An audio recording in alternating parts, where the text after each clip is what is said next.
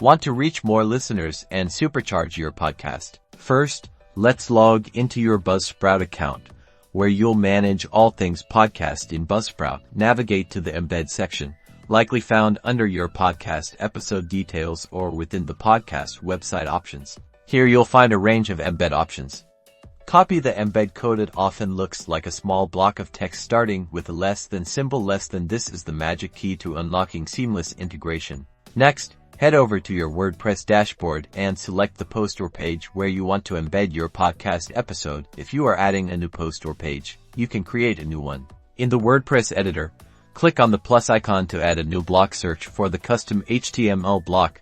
It will allow you to input your embed code. Paste in the embed code you previously copied from Buzzsprout. The embedded player will then appear directly in your WordPress post. This will vary in appearance. Customize the post like you normally would, adding titles, descriptions, and any additional content to provide context around your episode. Publish your post or page. Congratulations!